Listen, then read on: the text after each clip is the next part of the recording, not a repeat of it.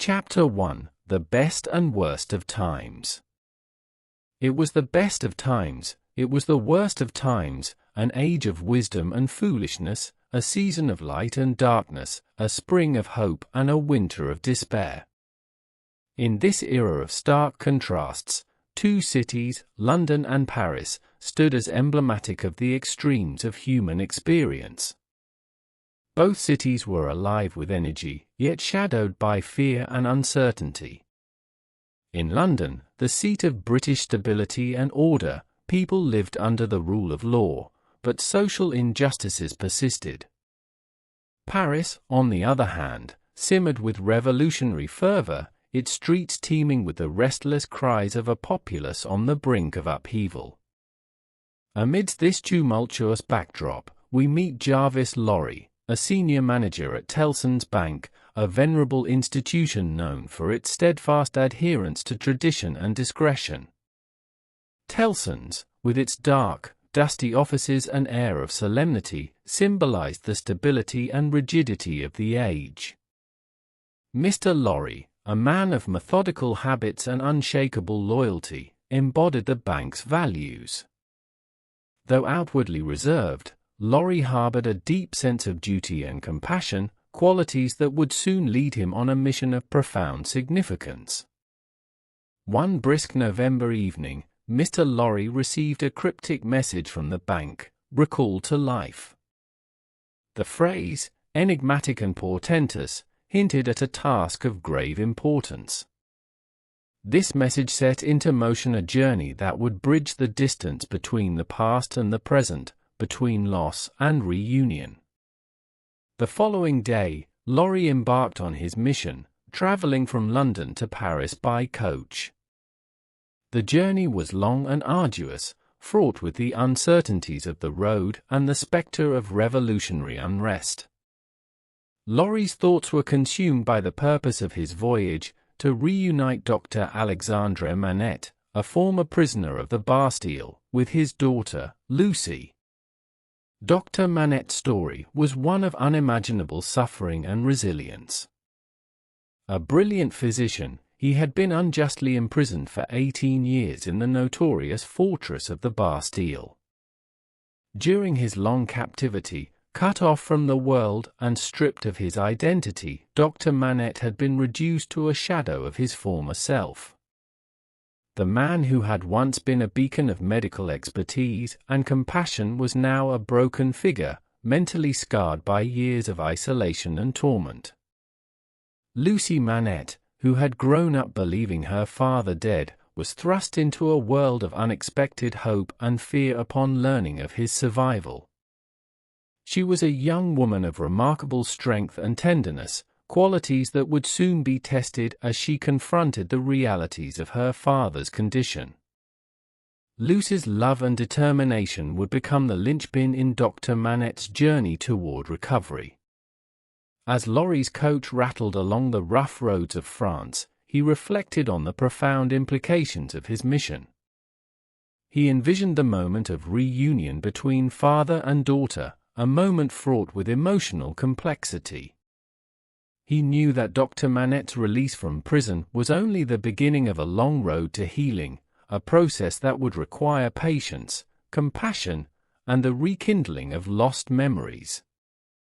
Upon arriving in Paris, Lorry and Lucie made their way to a small, obscure attic in the Saint Antoine district, where Dr. Manette had been staying since his release. The neighborhood, with its narrow, winding streets and air of quiet desperation, was a stark reminder of the hardships faced by the common people of Paris. It was here, amidst the shadows and whispers of revolution, that they found Dr. Manette. The sight that greeted them was both heart-wrenching and surreal. In the dimly lit attic, they discovered an old man hunched over a crude workbench, engrossed in the repetitive task of making shoes. Dr. Manette's gaunt frame and hollow eyes spoke of the profound toll his imprisonment had taken. He was a man caught in the grips of a psychological trauma so deep that he had retreated into the comforting monotony of shoemaking, a skill he had learned in prison, to pass the endless hours. Lucie approached her father with a mixture of trepidation and resolve. She called out to him softly, her voice trembling with emotion. Dr. Manette, initially unresponsive, continued his work, oblivious to the presence of others. But as Lucie persisted, gently touching his arm and speaking his name, a flicker of recognition sparked in his eyes. Slowly, the fog of his tormented mind began to lift, and he looked at Lucie with a glimmer of awareness. The reunion was a moment of profound catharsis. Tears streamed down Lucie's face as she embraced her father, her heart aching with both joy and sorrow. Dr. Manette, though still fragile and disoriented, responded to her affection, clinging to her as if she were his lifeline to the world. It was the first step in his long journey back to sanity and selfhood. Mr. Lorry, witnessing this poignant scene, felt a deep sense of fulfillment. He knew that the road ahead would be challenging, but he was committed to supporting the Manettes in every way possible. The journey from Paris to London was undertaken with great care, and gradually, in the comforting surroundings of their new home, Dr. Manette began to show signs of recovery. The loving presence of his daughter proved to be the most potent medicine, slowly knitting together the fragments of his shattered psyche. Thus, the story began with a moment of extraordinary contrast, encapsulating the essence of an era marked by extremes. In the reunion of Dr. Manette and Lucie, the promise of renewal and the shadow of past suffering coexisted, setting the stage for a tale of love, sacrifice, and redemption. Chapter 2: Rebirth and Reunion. Upon returning to London, the Manettes began a journey of healing and rediscovery. Lucie, with her boundless compassion and unwavering dedication, devoted herself entirely to her father's recovery. Their home, nestled in a quiet, leafy corner of Soho, became a sanctuary of peace and love.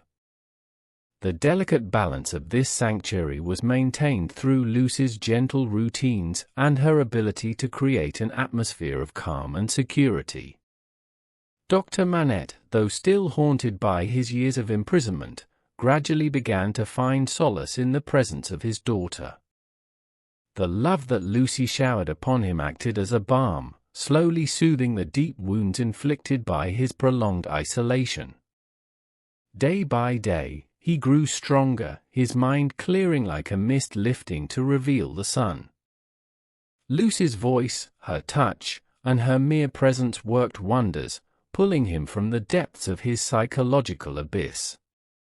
Their days were filled with simple joys and quiet moments of bonding. Lucie would read to her father, often choosing books that evoked memories of happier times. She played the piano softly, her music a gentle reminder of the world's beauty. They took walks in the nearby gardens, where Dr. Manette began to reconnect with the natural world, finding comfort in its predictability and peace. However, their tranquil existence was soon disrupted by the ominous shadows of political unrest. In France, the revolution continued to gather momentum, and its repercussions were felt even in London. Amidst this atmosphere of uncertainty, a new character entered their lives, Charles Darnay. Charles Darnay was a French aristocrat by birth, but he had renounced his family's oppressive legacy and sought to build a new life in England. He was a man of integrity, driven by a deep sense of justice and moral clarity. However, his past continued to haunt him, and he found himself embroiled in a treason trial in London. Accused of being a spy for the French, Darnay faced the very real prospect of execution. The trial was a sensational affair, drawing considerable public attention. In the courtroom, the tension was palpable. Lucie and Dr. Manette, who had come to know and admire Darnay, attended the trial, deeply concerned for his fate. Mr. Lorry, ever the loyal friend, stood by their side, ready to provide whatever support he could. The prosecution's case against Darnay seemed formidable. They presented evidence that appeared damning, and it seemed as though his fate was sealed. However, the defense, led by the brilliant but dissolute lawyer Sydney Carton, held a trump card. Carton, whose outward appearance bore an uncanny resemblance to Darnay, used this to his advantage. In a dramatic turn of events, Carton called into question the reliability of the prosecution's witnesses, suggesting that they could easily have mistaken him for Darnay. His strategy created sufficient doubt in the minds of the jury, leading to Darnay's acquittal. The relief in the courtroom was palpable, and Lucie, overcome with emotion, expressed her gratitude to both Darnay and Carton. Sydney Carton was a complex and troubled soul. Despite his brilliance, he led a life of dissipation, plagued by feelings of worthlessness and a sense of having wasted his potential. His encounter with Lucie stirred something deep within him, an unspoken love and admiration. He saw in her a purity and goodness that he felt was forever beyond his reach. Carton's love for Lucie was tinged with a profound sense of unworthiness. He believed himself to be unfit for her, tarnished by his past and his own failings. Yet, this love drove him to acts of selflessness and courage, reshaping his character in ways he had never thought possible. Despite his inner turmoil, Carton formed a bond with Darnay, drawn to the man's integrity and the stark contrast he presented to Carton's own flawed existence. Darnay, in turn, recognized the depths of Carton's despair and respected his complex character. He saw in Carton a potential for greatness that lay buried under layers of cynicism and self-loathing. Their friendship, forged in the crucible of the trial, grew stronger over time, marked by mutual respect and an unspoken understanding. As Darnay became a frequent visitor to the Manette household, the bond between him and Lucie deepened. Their shared experiences and values drew them closer, and it was not long before their affection blossomed into love. Dr. Manette, witnessing his daughter's happiness, found his own sense of peace and fulfillment. He saw in Darnay a man who could protect and cherish Lucie, someone who shared her ideals and moral fortitude. The courtship of Lucie and Darnay was a period of quiet joy, filled with moments of tenderness and mutual discovery. They shared walks through the parks of London, evenings by the fire, and the simple pleasures of domestic life. Lucie's love and warmth provided Darnay with a sense of belonging and purpose, while Darnay's strength and integrity offered Lucie security and comfort. However, the spectre of Sydney Carton's unrequited love cast a subtle shadow over their happiness. Carton, true to his nature, kept his feelings hidden, choosing instead to support Lucie's happiness in any way he could. His love for her, though unspoken, became a driving force in his life, inspiring him to strive for betterment and redemption. The Manette household became a haven for all who entered it. It was a place where love and kindness flourished, a sanctuary amidst the turmoil of the outside world. Dr. Manette continued to recover, his mind and spirit strengthened by the steady rhythm of his life and the support of his loved ones. Mr. Lorry, ever the faithful friend, remained a constant presence, his loyalty unwavering. Yet, even in this period of relative peace, the currents of history continued to flow, carrying with them the potential for future upheaval. The revolution in France was far from over, and its impact would eventually reach across the Channel to touch the lives of those in London. For now, though, the Manettes, Darnay, and Carton found solace in their connections and the simple joys of daily life. In this chapter of rebirth and reunion, the characters experience the transformative power of love and friendship. Dr. Manette's recovery, Darnay's exoneration, and the deepening bonds between the Manettes and their friends illustrated the resilience of the human spirit. Even Sydney Carton, burdened by his own demons, found a glimmer of hope and purpose through his love for Lucie. It was a time of healing and renewal, a respite before the inevitable storms that lay ahead. Chapter 3: Shadows of the Past.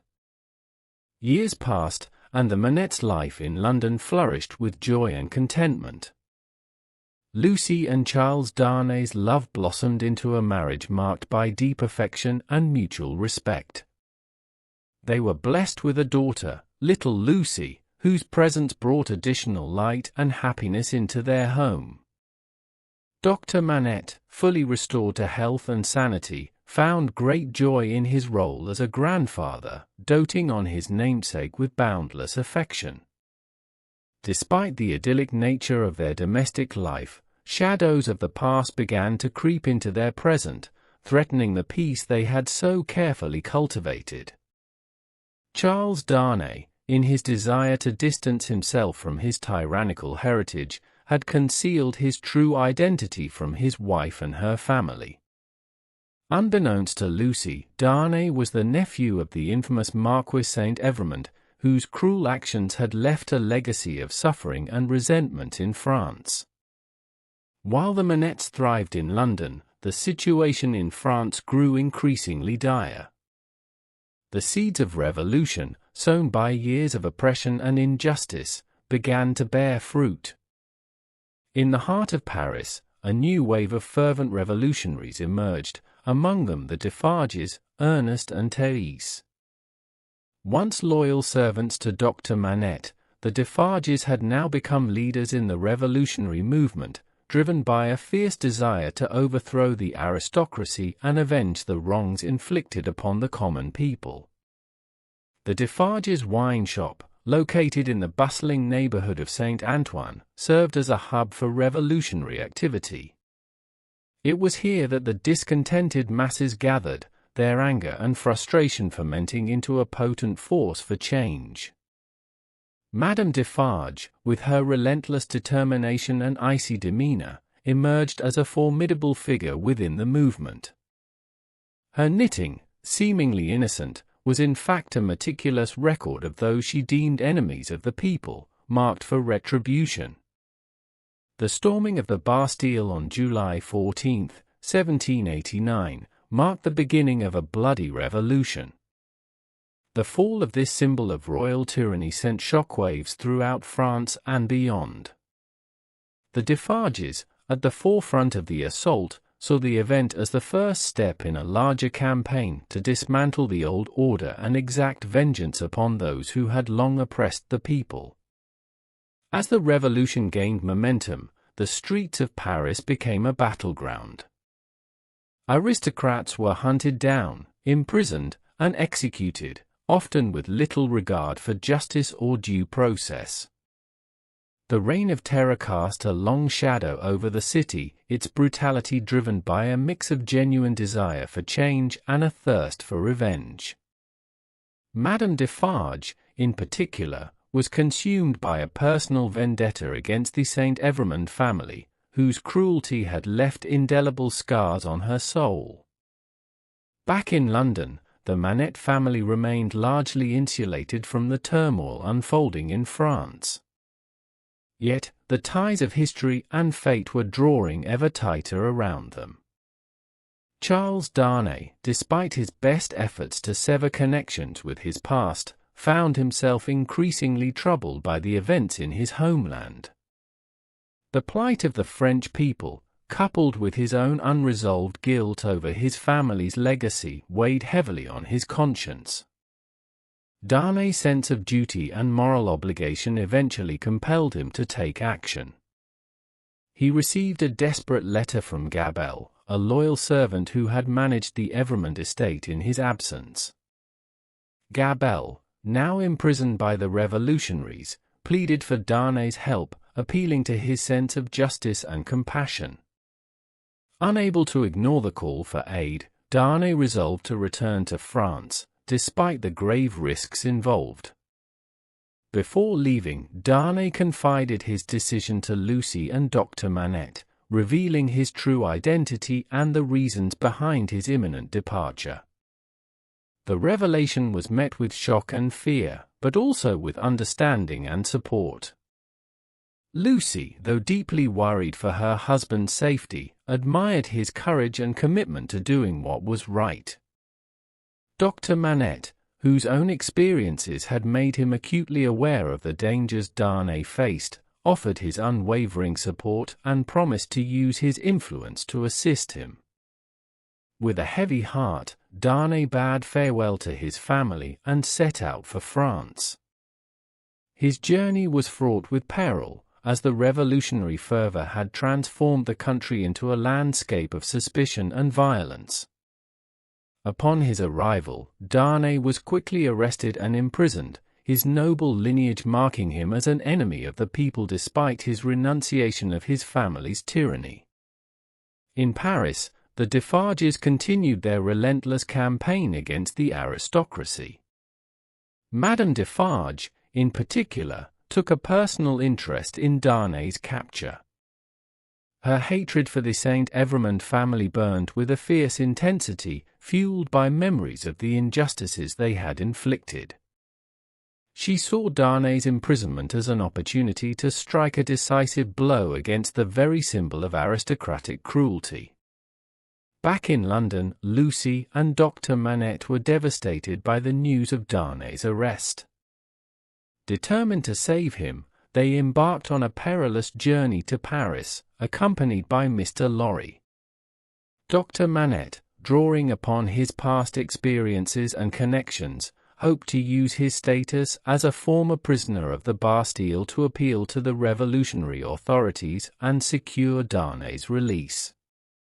Their arrival in Paris marked the beginning of a tense and dangerous chapter in their lives. The city was in the grip of chaos, with public executions becoming a daily spectacle and suspicion hanging heavy in the air. Dr. Manette's efforts to free Darnay were met with a mixture of respect and resistance. While some revolutionaries revered him as a symbol of the people's suffering and resilience, others, influenced by Madame Defarge's vendetta, saw him as an obstacle to their quest for vengeance. The days that followed were filled with anxiety and uncertainty. Lucie, ever the beacon of strength and hope, stood by her father's side, her love for Darnay unwavering. She visited the prison daily, standing vigil outside its grim walls, hoping that her presence would provide some comfort to her husband. Dr. Manette, drawing upon every ounce of his resolve, tirelessly advocated for Darnay's release, navigating the treacherous waters of revolutionary politics with determination and courage. Meanwhile, Sydney Carton, who had remained in London, was alerted to the Manette's plight. His unrequited love for Lucie and his deep sense of loyalty to the family compelled him to take action. Carton travelled to Paris, arriving amidst the turmoil and seeking to aid in Darnay's defence. His arrival brought a glimmer of hope, his sharp mind and resourcefulness proving invaluable in the fight to save Darnay. Carton's presence in Paris also brought him face to face with his own demons.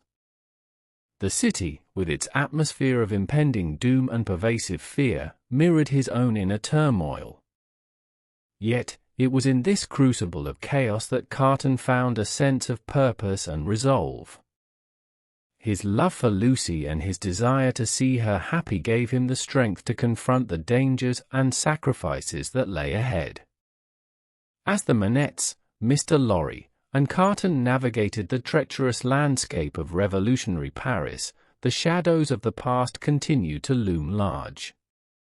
The legacy of the Evremond family, the injustices of the Ancien regime, and the personal vendettas of figures like Madame Defarge all converged in a maelstrom of conflict and retribution.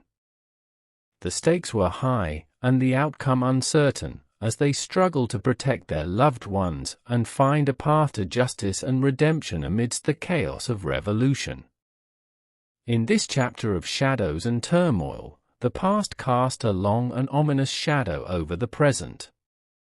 The characters, bound by love, duty, and the relentless pull of history, faced formidable challenges as they sought to navigate a world in upheaval.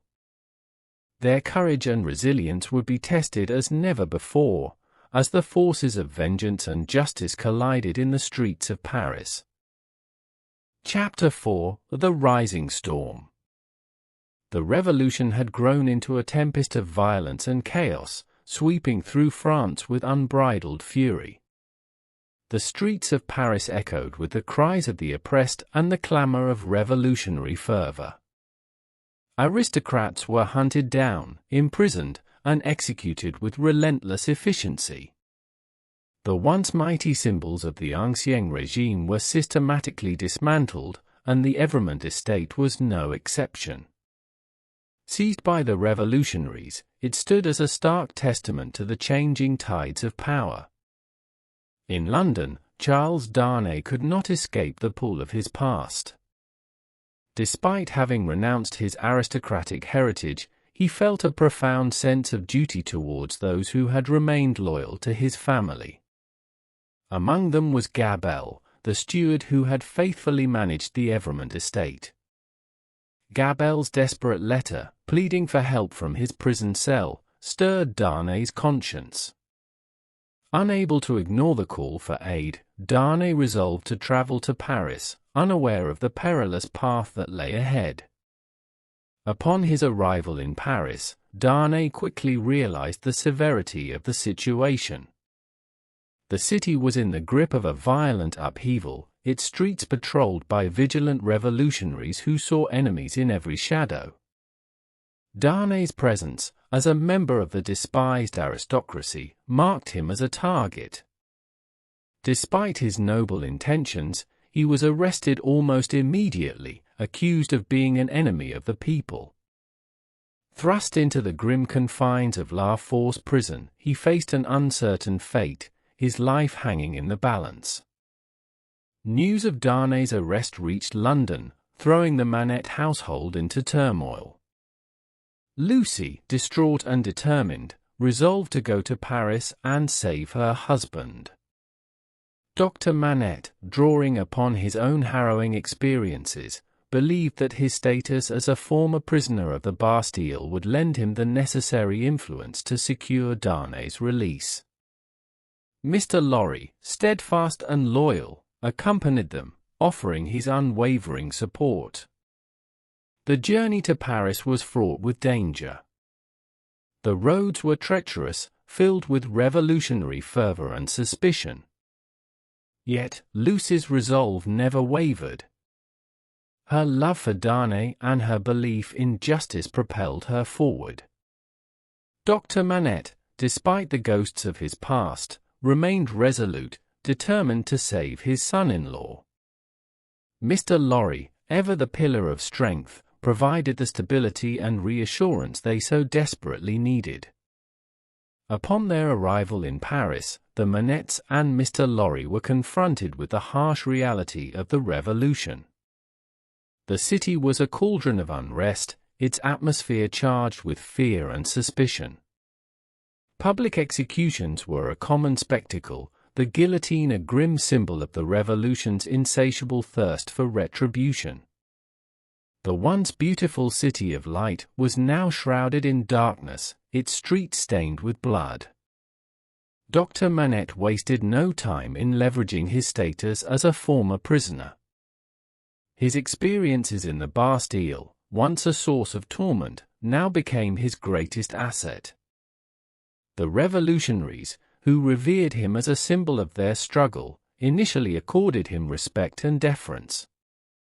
Dr. Manette's influence opened doors that would otherwise have remained shut, granting him access to the revolutionary leaders and the possibility of advocating for Darnay's release. However, the situation quickly grew perilous. The revolutionary fervor, while initially respectful of Dr. Manette, was unpredictable and volatile. The very nature of the revolution, driven by a desire for vengeance and justice, meant that allegiances could shift in an instant. Dr. Manette's attempts to secure Darnay's release were met with a mixture of sympathy and suspicion. While some revolutionaries saw him as a hero of their cause, others, influenced by the vengeful Madame Defarge, viewed him and his connections with mistrust. Madame Defarge, whose personal vendetta against the Evrémonde family fueled her revolutionary zeal, became a formidable obstacle. Her knitting, which secretly recorded the names of those condemned by the revolution, included Darnay's name. Her desire for revenge was relentless, driven by a deep-seated hatred that extended beyond the individual to the entire aristocratic class. She saw Darnay's imprisonment as an opportunity to settle old scores, viewing Dr. Manette's attempts to free him with cold hostility. Lucie, meanwhile, found herself in a state of constant anxiety. Each day, she visited the prison, standing vigil outside its grim walls, hoping for a glimpse of her husband. Her presence, though unable to penetrate the prison stone facade, provided Darnay with a sense of connection and hope. Lucie's unwavering love and determination became a beacon of light in the darkness, a reminder of what he was fighting for. Mr. Lorry, using his connections and resources, worked tirelessly behind the scenes, coordinating efforts to support the Manettes and navigate the treacherous political landscape. His loyalty and resourcefulness proved invaluable, providing a stabilizing force amidst the chaos. Yet, even with his best efforts, the odds seemed insurmountable. As the revolution intensified, the pressure mounted. Public sentiment, fueled by years of oppression and suffering, demanded swift and brutal justice. The revolutionaries, emboldened by their successes, grew increasingly radical, their methods more draconian. Trials became mere formalities, with the outcomes often predetermined. The atmosphere was one of fear and suspicion, where even the slightest association with the aristocracy could seal one's fate. Dr. Manette, despite his best efforts, found his influence waning. The revolutionary leaders, while initially sympathetic, were swayed by the growing tide of vengeance. Madame Defarge's influence, in particular, cast a long shadow over their proceedings. Her determination to see Darnay executed became a personal crusade, her will unyielding. The Manette situation grew increasingly dire. Despite the respect initially accorded to Dr. Manette, the revolution's momentum was unstoppable, its thirst for retribution insatiable. The delicate balance they had managed to maintain began to crumble under the weight of revolutionary fervor. The spectre of the guillotine loomed ever larger, casting a pall of dread over their every action. In this turbulent chapter of their lives, the rising storm of the revolution threatened to engulf them all. The shadows of the past, with their unresolved grievances and injustices, loomed large, driving the present towards an uncertain and perilous future. The Manettes, Darnay, and their loyal friends found themselves caught in a maelstrom of history and vengeance, their fate hanging in the balance as the storm of revolution raged around them. Chapter 5: The Tribunal of Blood. The Tribunal of Blood, a name feared and loathed by the citizens of revolutionary Paris, became the stage upon which Charles Darnay's fate would be decided. The atmosphere was charged with tension and hostility as the tribunal convened, presided over by a group of stern, unyielding judges whose allegiance to the revolution was absolute. The proceedings, far from embodying the principles of justice and fairness, were a chilling mockery of the very concepts they claimed to uphold. Darnay, though resolute and dignified, stood as a solitary figure against the tide of hatred and vengeance that swept through the courtroom. The Defarges, embodying the revolutionary zeal that had come to dominate Paris, were at the forefront of the prosecution.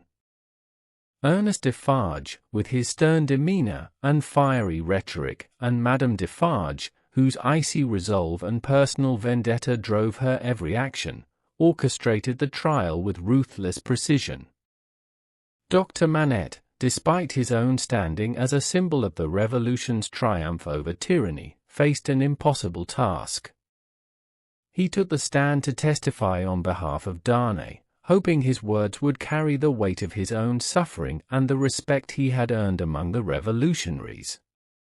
He recounted the injustices he had endured, emphasizing Darnay's renunciation of his family's oppressive legacy and his genuine efforts to make amends. For a brief moment, it seemed that Dr. Manette's impassioned plea might sway the tribunal. The crowd, moved by his testimony, murmured among themselves, and even the judges appeared to waver. However, the fragile hope was shattered when a critical piece of evidence was introduced, a letter written by Dr. Manette during his imprisonment in the Bastille. This letter, penned in a moment of despair and anger, detailed the horrific crimes committed by the Marquis Saint-Evremond and his brother, Darnay's father and uncle. The letter condemned the Evremond family in the strongest terms, describing the brutal acts that had led to Dr. Manette's unjust incarceration. It recounted how the Evremonds had exploited and destroyed innocent lives, their cruelty leaving a legacy of pain and suffering. The revelation of the letter turned the tide decisively against Darnay. Despite his own innocence and the life he had built separate from his family's tyranny, he was irrevocably tainted by their crimes. The tribunal, inflamed by the letter's contents and driven by a collective desire for retribution, swiftly pronounced its verdict: Charles Darnay was sentenced to death by the guillotine. The courtroom erupted into chaos. Lucie, who had been silently praying for her husband's acquittal, collapsed in despair. Dr. Manette, his spirit shattered by the turn of events, stood helplessly by, his pleas for mercy drowned out by the roar of the crowd. Mr. Lorry, his usual stoic demeanor broken by the enormity of the injustice, struggled to provide comfort and support to the devastated family. As the shadows of despair closed in around them, a flicker of hope appeared in the form of Sydney Carton. Arriving in Paris with a determined resolve, Carton was driven by his unspoken love for Lucie and his profound sense of loyalty to the Manettes. The sight of Lucie's anguish and the dire fate awaiting Darnay galvanized him into action. Carton's plan, though audacious, was born of desperation and self-sacrifice. He recognized the futility of appealing to the tribunal's sense of justice. The revolution's thirst for blood was insatiable, and reason held no sway in the face of such fervor. Instead, Carton devised a plan that would exploit the one advantage he had, his striking resemblance to Darnay. Under the cover of night, Carton made his way to La Force prison, using his connections and resources to gain access. He met with Darnay in his cell, where the two men confronted the grim reality of their situation. Darnay, though overwhelmed with gratitude for Carton's efforts, was initially reluctant to accept the plan, fearing for Carton's safety and the repercussions of such a deception. However, Carton's resolve was unshakable. He saw in this act a chance for redemption, a way to give his life meaning and purpose. His love for Lucie, though unreciprocated, had transformed him, inspiring him to rise above his own despair and cynicism. He urged Darnay to think of Lucie and their daughter, little Lucie, and the future they could still have together. Reluctantly, Darnay agreed, understanding the gravity of the sacrifice Carton was willing to make. In a daring and meticulously planned exchange, Carton and Darnay swapped places. The guards, bribed and deceived by Carton's remarkable resemblance to Darnay, did not suspect the ruse. Darnay, now disguised as Carton, was smuggled out of the prison, while Carton assumed his identity, preparing to face the guillotine in Darnay's stead. As dawn broke over Paris, the city buzzed with anticipation of another public execution. The crowd gathered at the Place de la Révolution, their faces reflecting a mix of anger, excitement, and a macabre fascination with the spectacle of death. Carton, standing in the shadow of the guillotine, faced his fate with a calm dignity. His thoughts turned to Lucie, the woman who had inspired his final act of courage and selflessness. In the moments before his execution, Carton's mind was filled with a sense of peace and clarity. He envisioned a future where Lucie, Darnay, and little Lucie lived in happiness and freedom, unburdened by the shadows of the past. His sacrifice, though born of love and redemption, was also a final act of defiance against the chaos and brutality that had consumed Paris. As the blade of the guillotine fell, Sydney Carton's life came to an end, but his legacy was one of profound self-sacrifice and nobility. His final thoughts, encapsulated in the famous words, "It is a far, far better thing that I do, than I have ever done. It is a far, far better rest that I go to, than I have ever known," reflected the transformation of a man who had found meaning and purpose through his ultimate act of love and courage. The Manette family, though forever marked by the trials they had endured, found a semblance of peace and hope in the aftermath of Carton's sacrifice. Darnay, reunited with his wife and daughter, carried the memory of Carton's heroism with him, a constant reminder of the profound impact one man's selfless act could have on the lives of others. In the heart of Paris, the revolution continued to rage, but amidst the turmoil, the story of Sydney Carton's sacrifice stood as a testament to the enduring power of love, redemption, and the human spirit's capacity for greatness, even in the darkest of times. Chapter 6: A Bold Sacrifice. Sydney Carton, a man often perceived as a wastrel and a dissipated lawyer, now stood on the precipice of his greatest act of selflessness. His love for Lucie Manette, unspoken and unrequited, had ignited within him a desire to do something meaningful, something that would make a difference in the lives of those he cared for. The news of Charles Darnay's imminent execution had galvanized Carton into action, and he devised a plan so daring and audacious that it bordered on the impossible. Carton's plan hinged on his remarkable physical resemblance to Darnay. This uncanny similarity had already saved Darnay once in a London courtroom. Now, Carton intended to use it to save him from the guillotine. The plan was fraught with peril, requiring precise timing, unwavering nerve, and an ironclad will. Yet, for the first time in his life, Carton felt a clarity of purpose that drove him forward with unwavering resolve. In the darkened streets of Paris, Carton moved with stealth and determination. He had made careful preparations, enlisting the help of Mr. Lorry and other loyal friends to facilitate the daring exchange. His heart heavy with the knowledge of what lay ahead, Carton made his way to La Force prison, where Darnay awaited his grim fate. Gaining entry to the prison required cunning and resourcefulness. Carton presented himself to the guards, using his resemblance to Darnay and a combination of bribery and deception to gain access. Once inside, he was escorted to Darnay's cell, the grim stone walls and heavy iron bars a stark reminder of the perilous situation. Darnay, though initially surprised to see Carton, quickly grasped the gravity of the situation. Carton, without wasting time, revealed his plan. He handed Darnay a powerful drug, urging him to drink it.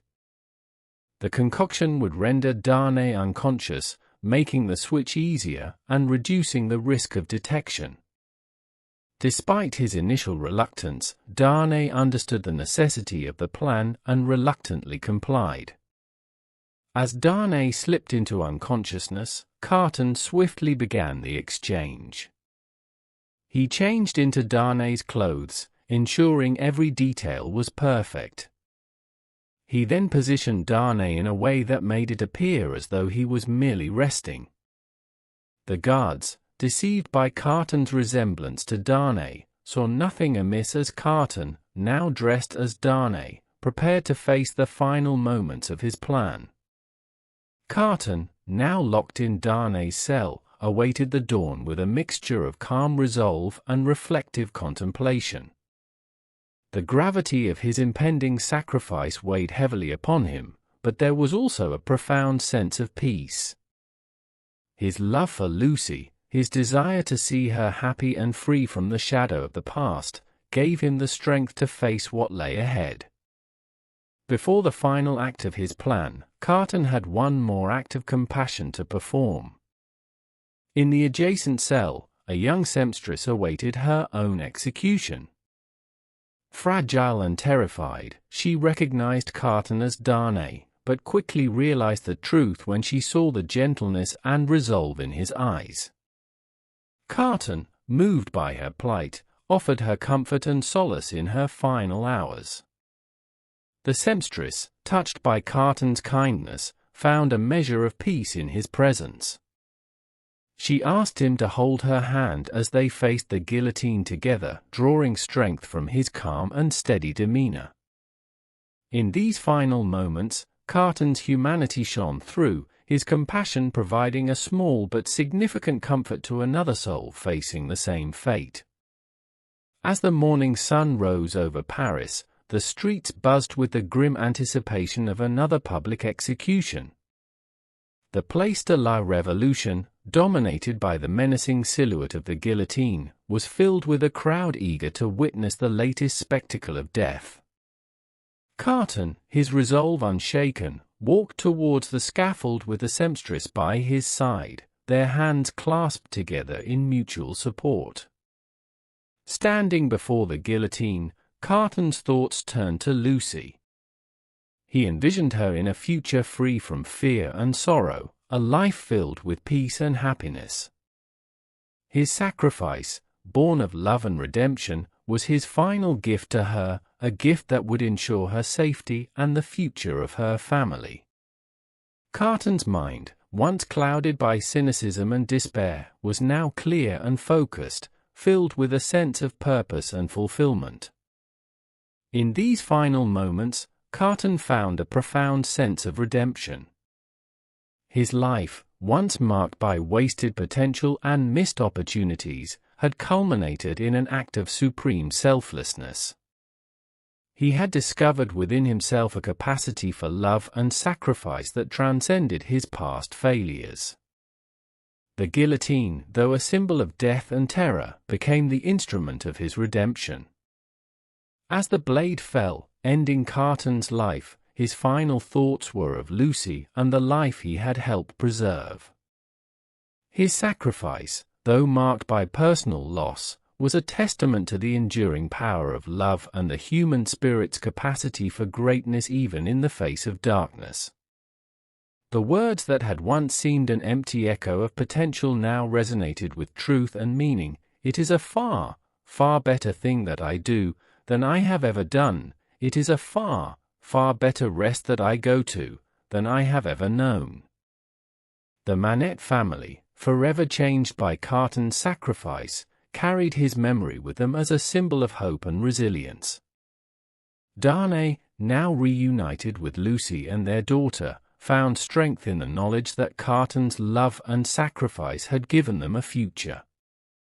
Dr. Manette, Mr. Lorry, and all who had witnessed Carton's final act of courage were reminded of the profound impact one individual's selfless actions could have on the lives of many. In the heart of a revolution marked by blood and vengeance, Sydney Carton's sacrifice stood as a beacon of hope and redemption. His love for Lucie, though unfulfilled in life, had transcended into an act of unparalleled bravery, ensuring that the light of hope and love would continue to shine even in the darkest of times. Chapter 7: The Tumult of Revolution. As Sydney Carton awaited his fate within the grim confines of La Force prison, Paris was engulfed by the tumult of revolution. The streets, once vibrant and bustling, now echoed with the sounds of chaos and fear. The revolution, which had begun as a quest for liberty and justice, had devolved into a maelstrom of violence and retribution. The air was thick with the cries of the condemned and the relentless fervor of those who sought to reshape society through bloodshed. Madame Defarge, the implacable face of vengeance, was at the center of this storm.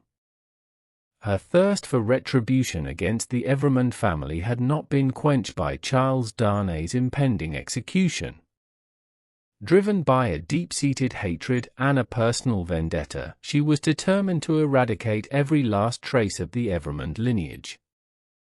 Her next targets were Lucie Manette and her young daughter, little Lucie. In the midst of this turmoil, the Manette family, along with Mr. Lorry, had not yet given up hope. They clung to the slim chance that Darnay, disguised as Carton, could escape the city and find safety in England. Every moment was fraught with peril, as the revolutionary fervor left no room for mercy or hesitation. The slightest misstep could lead to discovery and doom.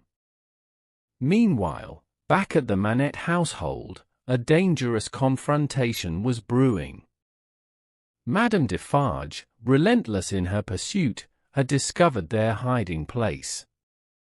She arrived, her face a mask of cold determination, ready to denounce Lucie and her daughter as enemies of the revolution. However, she was met by Miss Pross, Lucie's fiercely loyal servant. Miss Pross, though unarmed and seemingly outmatched, stood resolutely in the path of Madame Defarge. Her love for Lucie and her unwavering loyalty gave her the strength to confront the vengeful revolutionary. The two women faced each other, the tension between them palpable.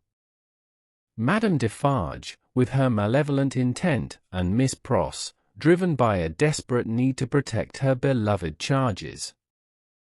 The confrontation quickly escalated into a violent struggle. Madame Defarge, confident in her own strength and cause, underestimated the ferocity of Miss Pross's determination. The struggle was fierce and chaotic, a brutal clash of wills.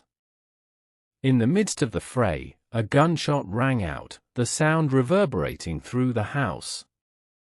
In the ensuing chaos, Madame Defarge fell, her own weapon turned against her in the melee. Miss Pross, trembling and shaken, realized what had happened. Madame Defarge lay dead, her plans thwarted, her vendetta against the Evremonds cut short. The victory, though unintentional, was absolute. Miss Pross, though physically and emotionally drained, had succeeded in protecting Lucie and her daughter from the clutches of vengeance. As Madame Defarge lay dead, the streets of Paris continued to roil with unrest. The revolutionaries, fueled by a relentless drive for justice, or what they perceived as justice, sought out enemies and traitors with a fervor that spared no one. Public executions were a daily spectacle, and the guillotine claimed victims with a merciless regularity. The cries of the condemned filled the air, mingling with the sounds of marching feet and revolutionary anthems. Amidst this chaos, Darnay, disguised as Carton, made his desperate escape with Lucie, their daughter, and Mr. Lorry. They moved through the streets with cautious haste, every shadow and every figure a potential threat. The journey to the city gates was fraught with danger, but Carton's sacrifice had bought them a precious opportunity. As they made their way to safety, the contrast between the turmoil they left behind and the hope they carried with them was stark. The streets of Paris, a city in the throes of revolutionary fervor, were a far cry from the peace they sought in England. The Manette family, burdened by the weight of their recent trials, yet buoyed by the possibility of a future free from fear, pressed on. The city gates, heavily guarded and thrumming with revolutionary activity, presented the final hurdle. Mr. Lorry's resourcefulness and connections proved invaluable. He navigated the bureaucratic labyrinth with skill, securing the necessary papers and safe passage for the group. The tension was palpable as they approached the gates, each step bringing them closer to freedom yet heightening the risk of discovery. As they passed through the gates, the sense of relief was overwhelming. The noise and chaos of Paris receded behind them, replaced by the quiet of the countryside and the promise of a new beginning. The journey to the coast, though still perilous, was a stark contrast to the dangers they had left behind. Every mile brought them closer to the safety of England and further from the spectre of the guillotine. In England, the Manette family found refuge and solace. The memories of the Revolution, the trials they had endured, and the sacrifice of Sydney Carton were ever present, yet they also carried with them a renewed sense of hope. Darnay, though forever marked by his past, was free to build a new life with Lucie and their daughter. Dr. Manette, his spirit fortified by the love of his family, found peace in their safety and well-being. Mr. Lorry, the steadfast guardian, continued to provide support and stability, his loyalty to the Manettes unwavering. The shadow of Madame Defarge and her vendetta was a lingering reminder of the darkness they had escaped, yet her death at the hands of Miss Pross symbolized the triumph of loyalty and love over hatred and vengeance. As the Manettes settled into their new life, the echoes of the Revolution continued to reverberate through Paris. The city, still in the grip of turmoil, struggled to find its footing amidst the chaos. The ideals of liberty, equality, and fraternity, once a clarion call for change, had been marred by the bloodshed and violence of the Revolution.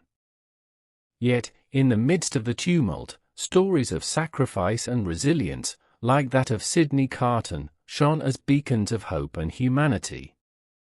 The Manette family, forever changed by their experiences, carried with them the lessons of their trials.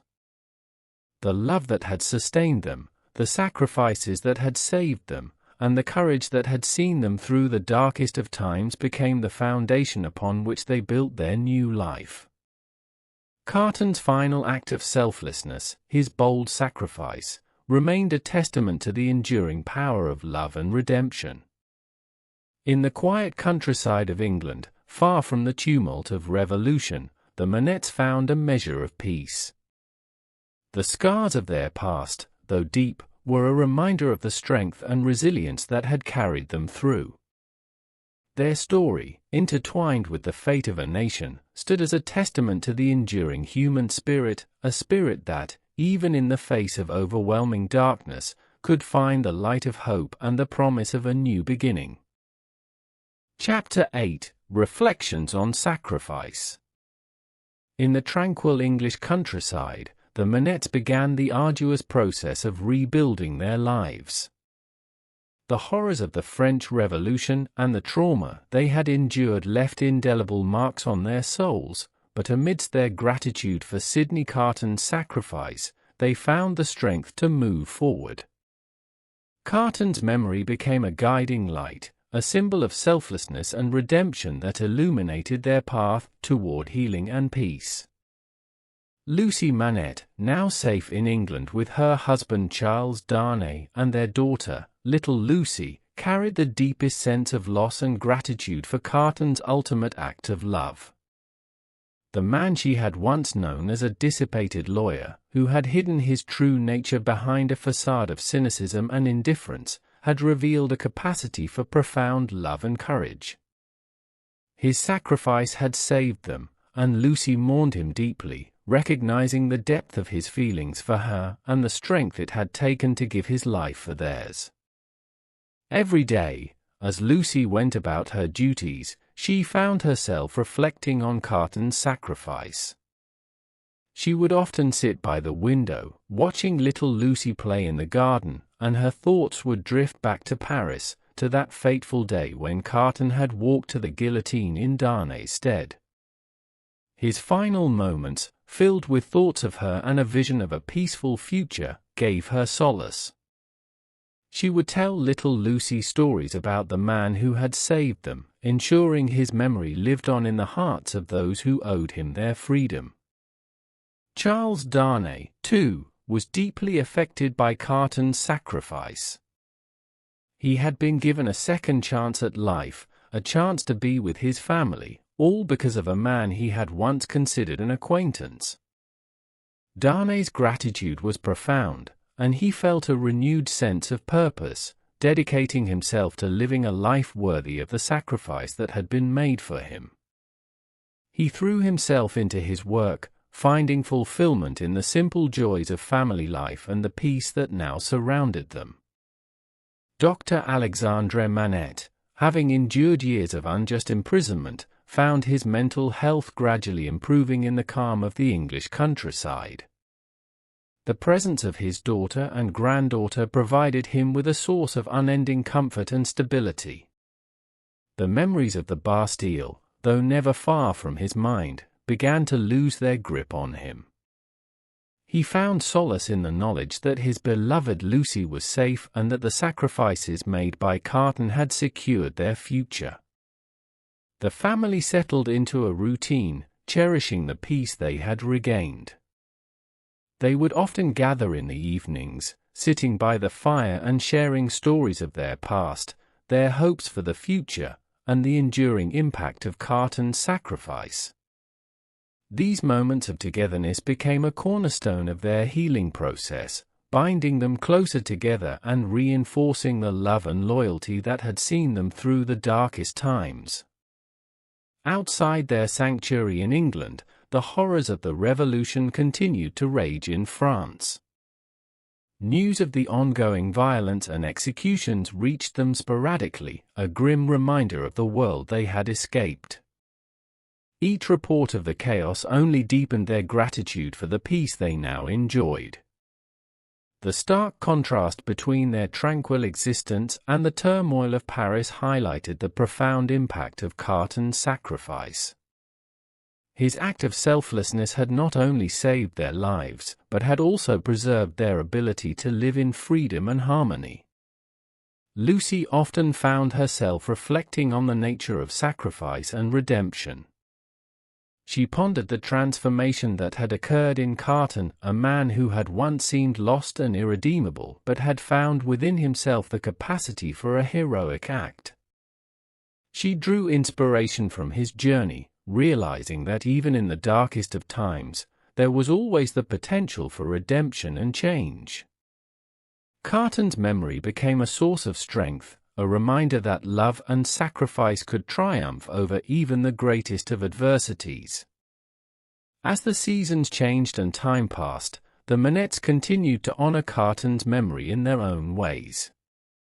On the anniversary of his sacrifice, they would gather to light a candle in his honor, reflecting on the man who had given everything so they could live. These moments of remembrance were both somber and uplifting, filled with gratitude and a renewed commitment to live their lives to the fullest. Dr. Manette, whose own life had been a testament to resilience and the power of love, found a renewed sense of purpose in his later years. He began to write about his experiences, hoping to leave behind a record of the trials they had endured and the sacrifices that had been made. His writings became a form of therapy, helping him process the past and find peace in the present. He often spoke to Lucie about Carton, marveling at the transformation he had witnessed and the profound impact of his final act. The peace that the Manettes had found was not without its challenges. The trauma of their past lingered, manifesting in moments of fear and anxiety.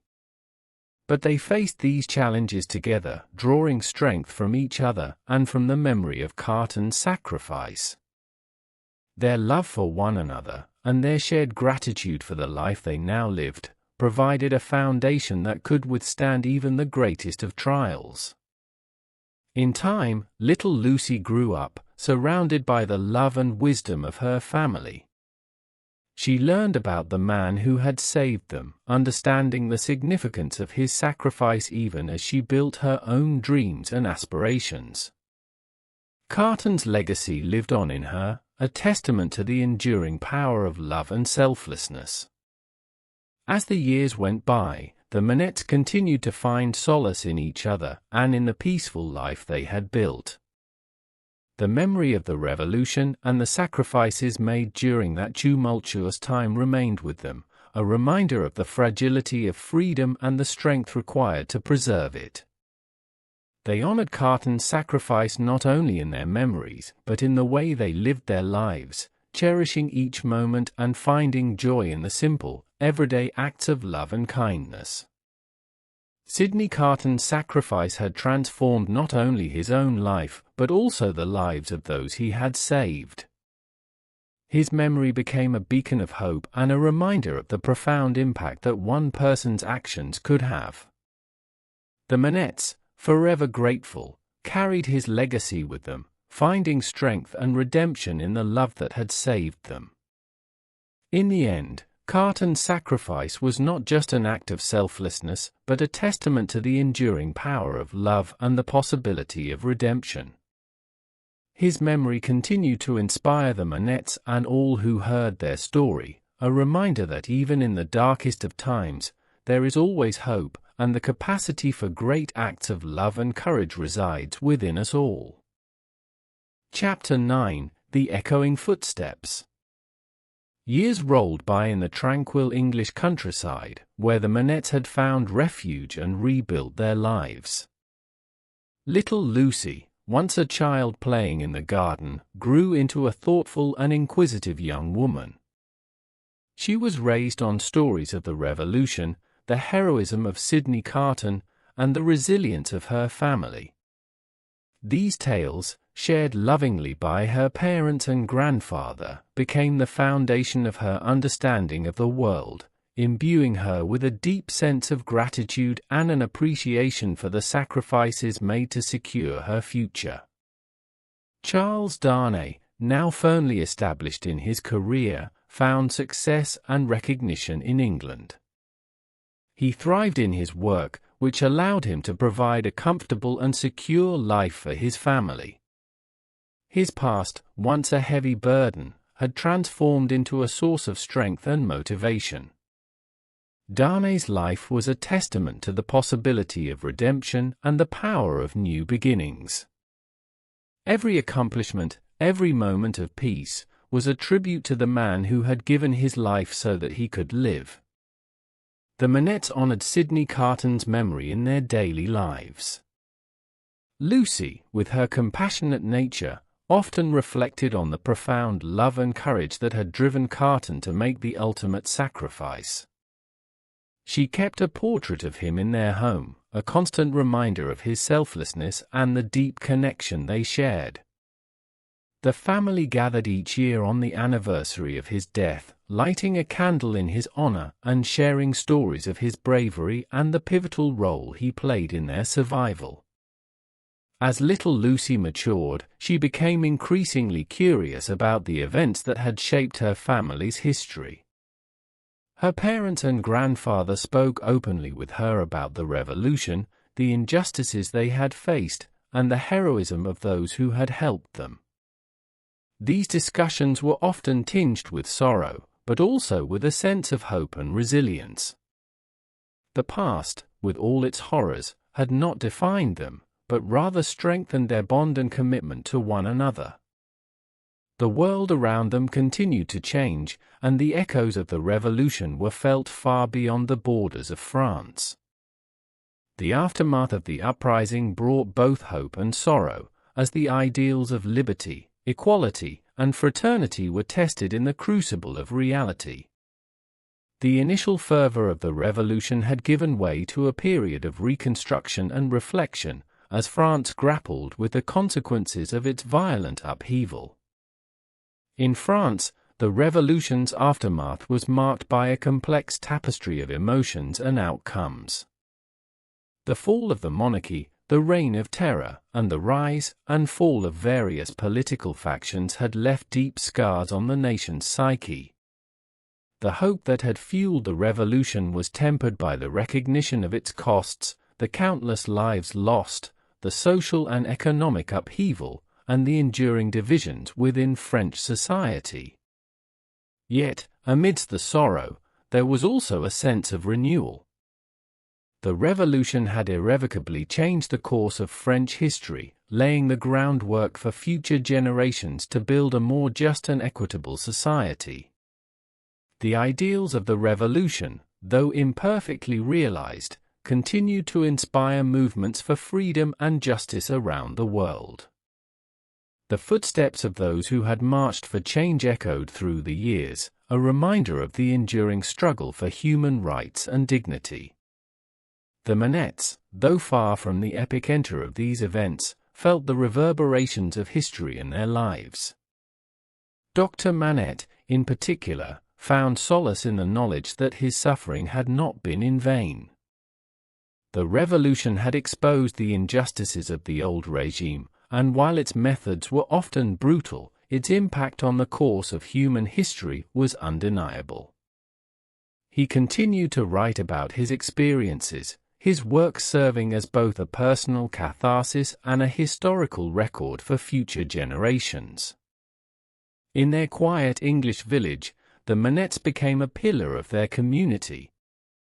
They were known for their kindness, their resilience, and their willingness to help others. Lucie's compassionate nature, Charles' integrity, and Dr. Manette's wisdom earned them the respect and admiration of their neighbors. They often spoke at local gatherings, sharing their story and the lessons they had learned from their tumultuous past. Their message was one of hope, perseverance, and the enduring power of love. Little Lucie, inspired by her family's history, developed a keen interest in social justice and humanitarian work. She felt a deep connection to the struggles her family had endured and was determined to contribute to the betterment of society. Her education, supported by her parents, equipped her with the knowledge and skills to pursue her passion. She became an advocate for the marginalized and oppressed, drawing on the lessons of the past to inform her efforts to create a more just and equitable world. As she grew older, little Lucie often visited France, drawn to the country that had played such a significant role in her family's history. She walked the streets of Paris, now a city marked by both its revolutionary past and its cultural renaissance. She visited the sites where her family had faced their greatest trials and triumphs, paying homage to the memory of those who had fought and sacrificed for the ideals of liberty and justice. In these visits, Lucie found a deep sense of connection to her heritage. She met with historians, scholars, and activists, learning about the ongoing struggles for justice and equality in France. The country, still grappling with its revolutionary legacy, continued to evolve, its history a living testament to the enduring quest for human rights. Lucie's work in England and her connections in France became a bridge between the two nations, fostering understanding and solidarity. The echoes of the past, the footsteps of those who had marched for change, continue to resonate in Lucie's heart. She carried with her the memory of Sydney Carton, the man whose sacrifice had made her life possible. His story, a testament to the power of redemption and the strength of the human spirit, inspired her to live a life of purpose and compassion. In the peaceful surroundings of their English home, the Manettes found contentment and fulfillment. The trials they had faced, the sacrifices they had made, and the love that had sustained them became the foundation of their happiness. They celebrated the milestones of life, birthdays, anniversaries, and the achievements of little Lucie with a profound sense of gratitude and joy. As they gathered around the table, sharing meals and stories, the Manettes reflected on the journey that had brought them to this point. They honored the memory of Sydney Carton, whose selfless act had given them the gift of life and freedom. The footsteps of the past echoed softly in their hearts, a reminder of the enduring power of love and sacrifice. In the end, the Manette story was one of resilience and hope. They had faced the darkest of times and emerged stronger, their bonds forged in the crucible of adversity. The echoes of the revolution, the footsteps of those who had fought and sacrificed, continue to shape their lives and inspire their actions. The memory of Sydney Carton, the man who had given everything for love, remained a guiding light, a beacon of hope and redemption in a world forever changed by the tumult of history. Chapter 10: Legacies and Lessons. The Manette family's story had become a tapestry woven with threads of love, sacrifice, and redemption, a testament to the resilience of the human spirit in the face of adversity. As they lived out their days in the peaceful English countryside, they carried with them the awareness that their happiness had come at a great cost. The echoes of the Revolution and Sydney Carton's sacrifice continued to reverberate through their lives, shaping their choices and guiding their actions. Their home, once a refuge from the storms of the past, had become a sanctuary filled with warmth, laughter, and love.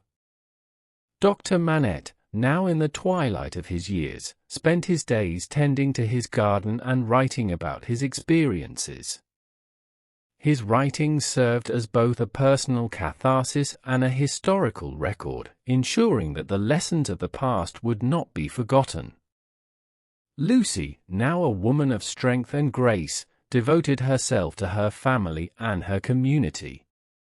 She had inherited her mother's compassionate spirit and her father's integrity, and she lived each day with a sense of purpose and gratitude. Her love for Charles and little Lucie was boundless, a constant source of joy and inspiration. Charles Darnay, too, had found fulfillment in his life's work. His career had flourished, allowing him to provide for his family and contribute to the betterment of society. He carried with him the memory of Sydney Carton, the man whose sacrifice had given him a second chance at life, and he vowed to honor that legacy in everything he did. Little Lucie, the next generation of the Manette family, grew up surrounded by stories of courage, sacrifice, and resilience. From a young age, she learned about the revolution and the heroes who had shaped her family's history.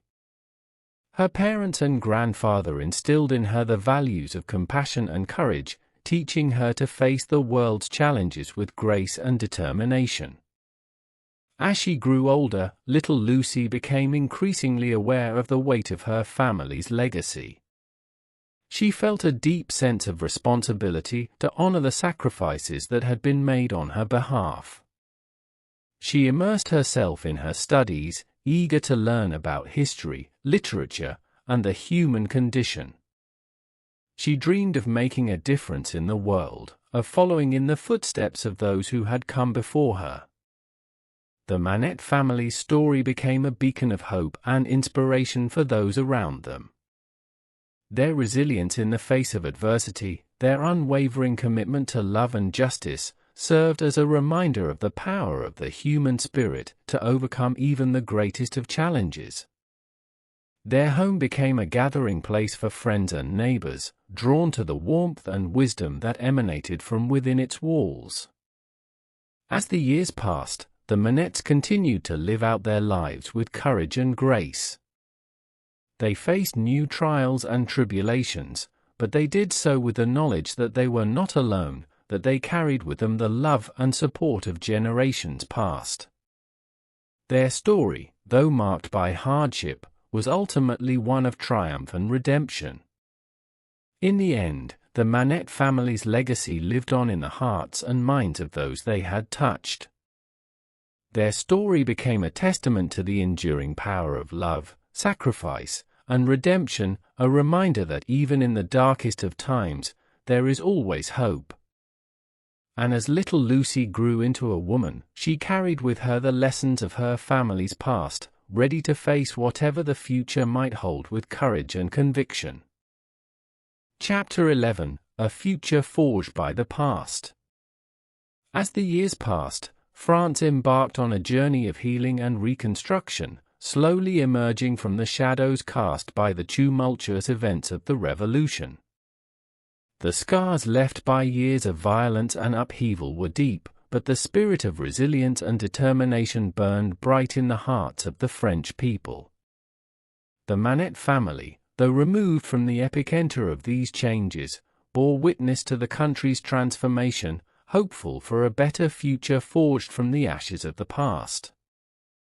In their tranquil English home, the Manettes followed the news from France with a mixture of apprehension and optimism. Dr. Manette, with his keen understanding of history and human nature, observed the unfolding events with a sense of cautious optimism. He recognized the complexities of the rebuilding process, knowing that true change would take time and effort. Yet, he also harbored a deep-seated belief in the resilience of the human spirit and the capacity for redemption. Lucie, ever compassionate and empathetic, felt a strong connection to the people of France and their struggles. She devoted herself to aiding those affected by the turmoil, offering her support and assistance wherever it was needed. Her efforts ranged from providing shelter and comfort to those displaced by the revolution to advocating for the rights of the oppressed and marginalized. Through her actions, she sought to embody the values of compassion, empathy, and solidarity that had sustained her family through the darkest of times. Charles Darnay, too, felt a sense of responsibility to contribute to the rebuilding efforts in France. He recognized that his family's legacy was intertwined with the country's history, and he was determined to atone for the sins of his ancestors. He used his resources and influence to support initiatives aimed at promoting justice, equality, and reconciliation. His efforts were driven by a deep sense of obligation to those who had suffered at the hands of the aristocracy, and he was determined to do his part to ensure that such injustices were never repeated. As the Manette family watched from afar, they marveled at the resilience of the French people and the spirit of unity that began to emerge from the ashes of the Revolution. They knew that the road ahead would be long and difficult, filled with challenges and setbacks. Yet, they also held on to a glimmer of hope, a belief that out of the darkness of the past, a brighter future could be forged. Their lives, forever intertwined with the history of the two cities that had shaped their destinies, served as a testament to the enduring power of love, sacrifice, and redemption. They had weathered the storms of revolution and upheaval, emerging stronger and more resilient on the other side. And though the scars of the past would always remain, they carried with them a sense of hope, a belief in the possibility of a future where justice, equality, and peace could reign supreme. As they looked to the horizon, the Manette family knew that their journey was far from over. The echoes of the past would continue to shape their lives and the lives of generations to come. Yet, they faced the future with courage and conviction, knowing that as long as they stood together, they could overcome any obstacle that stood in their way.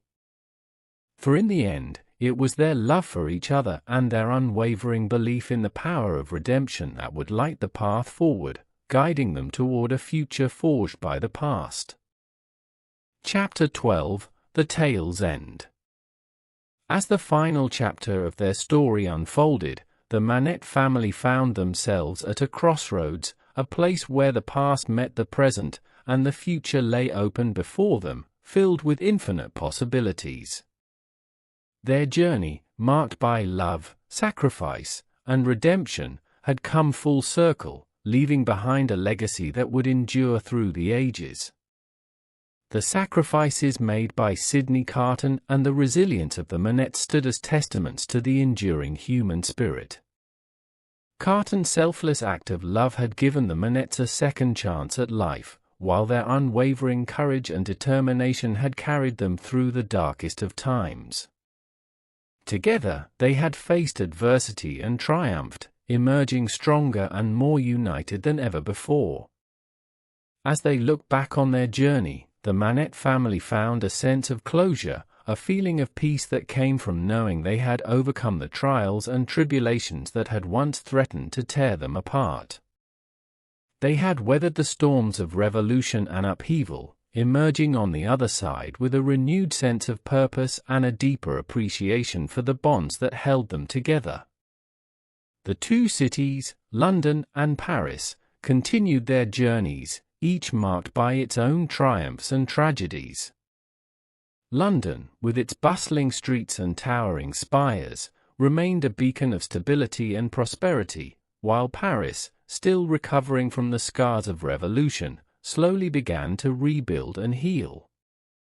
The echoes of the past lingered in the air, a reminder of the trials and tribulations that had shaped their destinies.